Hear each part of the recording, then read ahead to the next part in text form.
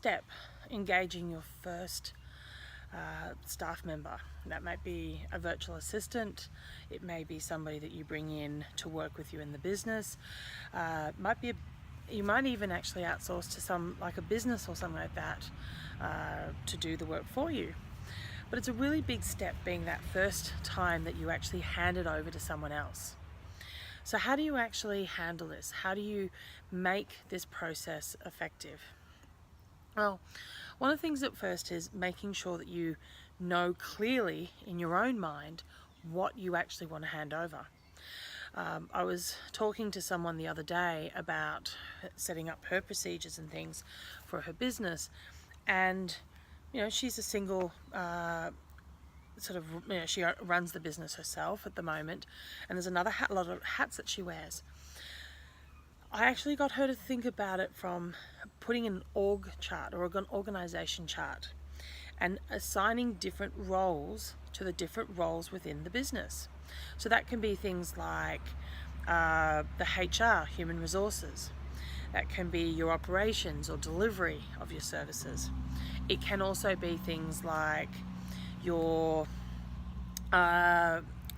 marketing, sales marketing, any other aspect of the business. Could be looking after staff. These are all different hats that you wear as a small business owner, as the person running it. And when you're only one person, particularly, you're wearing all the hats.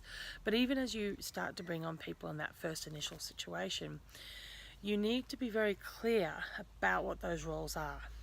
Now, the reason for that is that when you are clear about those roles and you putting on those hats when you actually do that role, is that when you actually engage your first person to bring them on, you can pass over an entire role.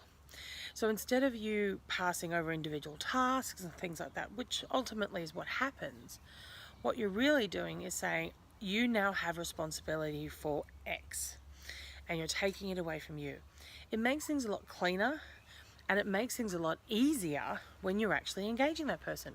Because if you're nice and clear about what you're actually trying to achieve when you pass something over, and you're clear about what the roles and the responsibilities of that person will be, then it's much easier to firstly write the selection criteria or job description or the note that goes into something like Upwork or goes into the newspaper, or whichever way you're engaging the person. It helps to actually be very clear about what the specific roles that they're going to do. So what do I mean by that? Well, it means being clear about each task and what are they going to do. So not saying, oh, you're going to be doing some communication and I might get you to do some sales and marketing. Be really specific. You're going to be answering phone calls, doing online sales, setting up my sales funnels, etc. So being very specific about the tasks also then leads into what they can do for you and the skills that they need. So this makes it much easier. So getting that clarity up front from you makes it much easier to do the rest of the process, because you already know what you want to achieve.